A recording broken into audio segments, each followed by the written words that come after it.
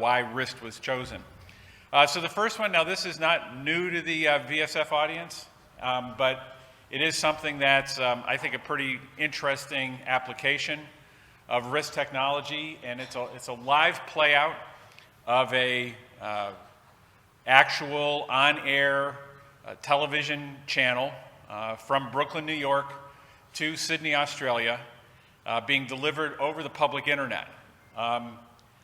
It's being delivered in a redundant fashion today. So we have 2 ISPs at the source. We have 2 ISPs at the destination. You can see that there's a geographic diversity at the source. And this is a 24/7 live linear feed. So one of the main reasons why RIST was selected was because they wanted to have bounded latency. They didn't want to endure the expense, particularly because they wanted redundancy. They didn't want to incur the expense of having a dedicated fiber link or dedicated satellite channel or anything along those lines. And this has been a very successful application. They've had extremely good performance, very good reliability, and RIST was a good solution because it was quick to deploy. It has the necessary delay characteristics that they were looking for, and it is native for transport stream, which is exactly what they needed it to do. So, moving on, this is an application from Sergio. Okay, this is one of the major US broadcasters. They had the need to replace their internal IPTV system with a newer, friendlier one, easier to manage, easier to play. The players of the one they had before were native or required Internet Explorer, still today. So we created this system for them where RIST is involved in the transmission of the streams from the encoders to the media servers. And we call it on-demand RIST because we use the feature of RIST where you can be listening, or the libRIST library in particular is what we're using in this implementation. The sender, which are the encoders, are listening to a port, and then any one of the media servers can go ahead and connect and retrieve that stream on the fly. And the media servers are smart enough that they don't open the RIST tunnel until there's a player connected to them. So this particular implementation, this particular use case has farms of server, load balancing, encoders on 2110, IP to IP, et cetera. It's 600 video streams, pretty much all the internal feeds created at headquarters. And this is just phase 1 of the project. And why RIST? Well, one is they're very much, this particular company embraces open standards. They want something that is basically future-proof. And this met all the criteria, ease of use, reliability, switching vendors if they ever had to, et cetera. Okay, thank you. Ciro, short to ship content over satellite. Short to ship content over satellite. So this is a big cruise line. It's a household name. And they wanted to deliver video to the ship. So they have an uplink facility in, I believe, Florida. They have an uplink facility where all the content arrives. It arrives over IP, but it's not, that part's not RIST, it's just a dedicated network. And the way to get it to the ship is through a satellite. Now this is premium content, so it cannot be in the clear. This particular cruise line wanted a secure solution. And they chose RIST primarily because of 2 things, the security and the reliability, because of course RIST is a reliable way of delivering this. So they are, secondarily they also wanted to use HEVC for this transport because the satellite bandwidth is not plentiful in this case, and it's expensive, and the ship's moving, right? So they have then a whole bunch of feeds. They terminate on HEVC encoders that implement RIST main profile, DTLS level. The encoders connect to decoders in the ship. Again, RIST main profile, DTLS level, so you get both the authentication and the security and the packet loss recovery of RIST. In this case, they didn't care very much about latency. They just cared about reliable delivery, so we can use large buffers in the RIST. Now, what's interesting about the ship is the decoders bring it back to SDI, and then it goes again into a bank of encoders. Those will be H.264 encoders, because the video distribution system in the ship is over IP, but it's your traditional IP multicast little set-top boxes, and you just bring an Ethernet cable to every stateroom, and the set-top box changes the channel.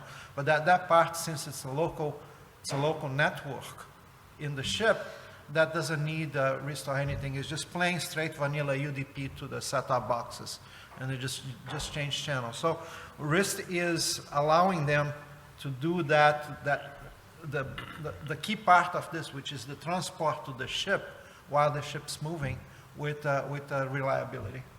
So Ciro, you mentioned that it's using DTLS. Does that mean that if there's other ships in the cruise line, they each have to get their own individual satellite stream? That's right. That's a decision they made. So it is the same encoder. It's a point-to-multipoint thing. Okay. Where you have a DTLS connection to every ship. So it is multiple copies of the stream, and they elected to do that for security. Interesting. Okay. Adi, do you have something you'd like to share with us? Okay, let's take something interesting. I have been involved with a teleport that for many years has been using a proprietary non-vendor solution, paying a lot of money, and they decided to go with RIST. Why RIST? Because they wanted something that gives them the same reliability but better performance. And the key winning part was the seamless switching and the ability to throttle and limit your protection. So the problem that they had is that they had to switch from fibers to internet delivery, and the internet delivery was bounded at the destination because of download capability was not there. We're talking about streaming to Africa, to Seychelles, Maldives, all those places that they don't have enough bandwidth, and of course you don't have the fibers. Right. And the 2022-7 was a mandatory requirement because they couldn't lose any packet over that distance, and they didn't want to go to satellite because it was too expensive for such an application. So they chose to go with RIST, and they were very happy. The system kicked off, and in a manner of half an hour, they were up in the air, everything is working. All the bandwidth limitation were fine-tuned by the way of throttling, the ability to set the maximum bandwidth that you use at the RIST. Security was provided with, just like with the cruise ship, with DTLS, and they were very happy, and they were very surprised that the switch was so fast.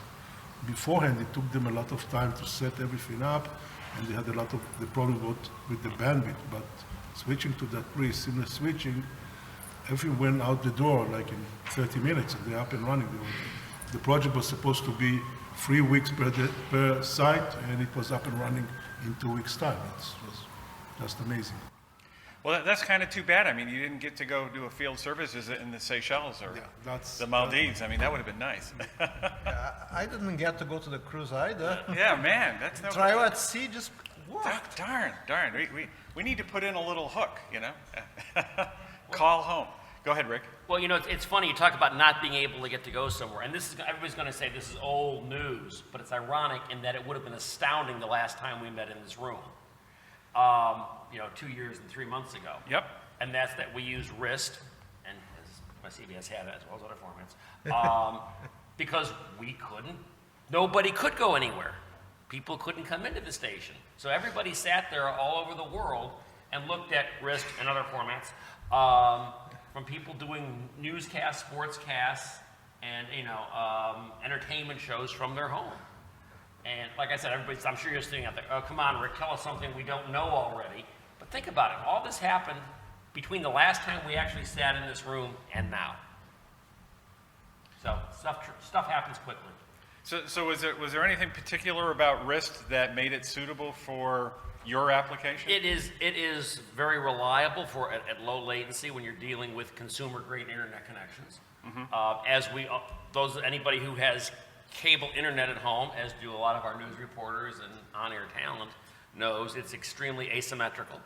Your ability to do an upload, which is what's critical for air, is all crammed in that 48 megahertz and down, 42 megahertz and down spectrum. So it is far less reliable than the upload.